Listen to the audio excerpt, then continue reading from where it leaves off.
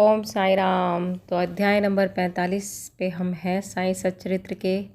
तो एक बार ओम साई राम सब लोग लिखेंगे अवश्य ही, और ज़रूर बताएंगे आपको कंटेंट कैसा लग रहा है हमारा। ओम साई राम। जो तू देता हंस कर अपनी झोलियाँ हूँ मैं भरता,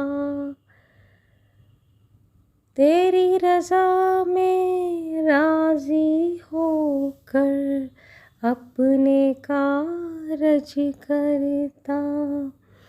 सुबह सवेरे याद में तेरी रैन भये सो जाए, वो कैसे दुख पाए। ओम साई राम। तो जो है ईश्वर की शरण में कैसे वो दुख पाए। तो चलिए आगे बढ़ाते हैं हम इस अध्याय को। जो कर रहे हैं श्रवण इन कथाओं का तो कीजिए पूरे मन में दृढ़ विश्वास के साथ में, तो अवश्य अंधकार छटेगा जीवन का और सूर्योदय पक्का ही होगा। ओम साई राम। तो ऐसी श्रद्धा और सबूरी मन में रखिए। तो चलिए, काका साहेब का संदेह तथा आनंदराव का स्वप्न। ये तो सर्वविदित ही है कि बाबा ने काका साहेब दीक्षित को श्री एकनाथ महाराज के 2 ग्रंथ श्रीमद् भागवत भावार्थ रामायण का नित्य पठन करने की आज्ञा दी थी। काका साहेब इन ग्रंथों का नियम पूर्वक पठन बाबा के समय से करते आए हैं और बाबा के समाधिस्थ होने के उपरांत अभी भी वे उसी प्रकार अध्ययन कर रहे हैं। एक समय चौपाटी मतलब बम्बई में काका साहेब प्रातःकाल एकनाथी भागवत का पाठ कर रहे थे। माधवराव देशपांडे यानी श्यामा और काका महाजनी भी उस समय वहां उपस्थित थे तथा ये दोनों ध्यानपूर्वक पाठ श्रवण कर रहे थे। उस समय 11वें स्कंद के द्वितीय अध्याय का वाचन चल रहा था, जिसमें नवनाथ अर्थात ऋषभ वंश के सिद्ध यानी कवि हरि, अंतरिक्ष, प्रबुद्ध, पिपलियान, आविहोत्र, ध्रुमिल, चमस और कर भाजन का वर्णन है, जिन्होंने भागवत धर्म की महिमा राजा जनक को समझाई थी। राजा जनक ने इन नवनाथों से बहुत महत्वपूर्ण प्रश्न पूछे और इन सभी ने उनकी शंकाओं का बड़ा संतोषजनक समाधान किया था। अर्थात कवि ने भागवत धर्म, हरि ने भक्ति की विशेषताएं, अंतरिक्ष ने माया क्या है, प्रबुद्ध ने माया से मुक्त होने की विधि, पिपलियान ने परम ब्रह्म के स्वरूप, आविर्होत्र ने कर्म के स्वरूप, ध्रुमिल ने परमात्मा के अवतार और उसके कार्य, चमस ने नास्तिक की मृत्यु के पश्चात की गति एवं कर भजन के कलिकाल में भक्ति की पद्धतियों का यथावधि वर्णन किया। इन सब का अर्थ यही था कि कलयुग में मोक्ष प्राप्त करने का एकमात्र साधन केवल हरि कीर्तन या गुरु चरणों का चिंतन ही है। पठन समाप्त होने पर काका साहेब बहुत निराशपूर्ण स्वर में माधवराव और अन्य लोगों से कहने लगे कि नवनाथों की भक्ति पद्धति का क्या कहना है, परंतु उसे आचरण में लाना कितना दुष्कर है। नाथ तो सिद्ध थे, परंतु हमारे समान मूर्खों में इस प्रकार की भक्ति का उत्पन्न होना क्या कभी संभव हो सकता है। अनेक जन्म धारण करने पर भी वैसी भक्ति की प्राप्ति नहीं हो सकती, तो फिर हमें मोक्ष कैसे प्राप्त हो सकेगा। ऐसा प्रतीत होता है कि हमारे लिए तो कोई आशा ही नहीं है। माधवराव को यह निराशावादी धारणा अच्छी न लगी। वे कहने लगे कि हमारा अहोभाग्य है जिसके फलस्वरूप ही हमें साईं सदृश अमूल्य हीरा हाथ लग गया है। तब फिर इस प्रकार निराशा का राग अलापना उचित नहीं है। यदि तुम्हें बाबा का पर अटल विश्वास है तो फिर इस प्रकार चिंतित होने की आवश्यकता ही क्या है।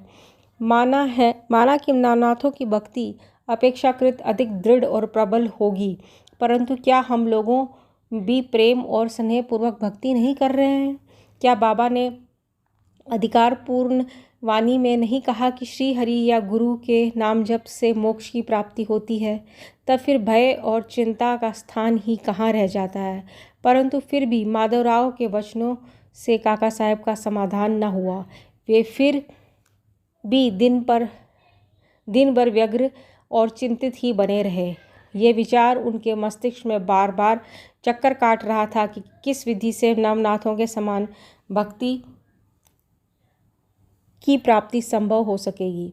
एक महाशय जिनका नाम आनंदराव पाखाड़े था, माधवराव को ढूंढते ढूंढते वहां आ पहुंचे। उस समय भागवत का पठन हो रहा था। श्री पाखाड़े भी माधवराव के समीप ही जाकर बैठ गए और उनसे धीरे धीरे कुछ वार्ता करने लगे। वे अपना स्वप्न माधवराव को सुना रहे थे। इनकी कानाफूसी के कारण पाठ में विघ्न उपस्थित होने लगा। अतएव काका साहब ने पाठ स्थगित कर माधवराव से पूछा कि क्यों, क्या बात हो रही है। माधवराव ने कहा कि कल तुमने जो संदेह प्रकट किया था, ये चर्चा भी उसी का समाधान है। कल बाबा ने श्री पाखाड़े को जो स्वप्न दिया है उसे इनसे ही सुनो। इसमें बताया गया है कि विशेष भक्ति की कोई आवश्यकता नहीं, केवल गुरु को नमन या उनका पूजन करना ही पर्याप्त है। सभी को स्वप्न सुनने की तीव्र उत्कंठा थी और सबसे अधिक काका साहिब को। सभी के कहने पर श्री पाखाड़े अपना स्वप्न सुनाने लगे, जो इस प्रकार है।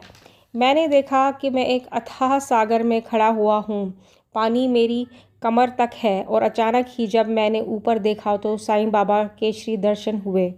वे एक रत्न जड़ित सिंहासन पर विराजमान थे और उनके श्री चरण जल के भीतर थे। यह सुंदर दृश्य और बाबा का मनोहर स्वरूप देखकर मेरा चित्त बड़ा प्रसन्न हुआ। इस स्वप्न को भला कौन स्वप्न कह सकेगा।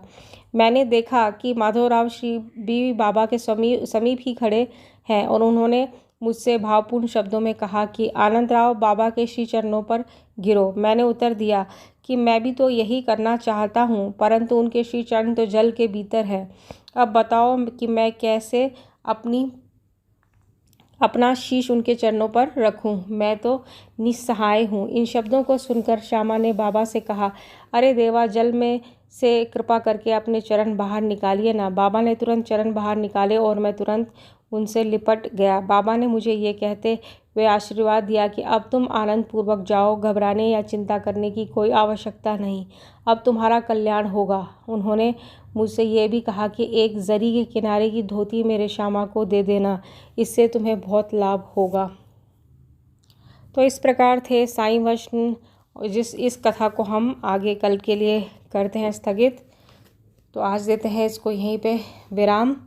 तो अवश्य ही कीजिए आप कथाओं का श्रवण। यही है साईं भक्ति, यही है साईं भक्ति का मार्ग। ओम साई राम। चैनल को अवश्य कीजिए सब्सक्राइब साईं बाबा के और पेज को कीजिए इनके फॉलो। ओम साई राम।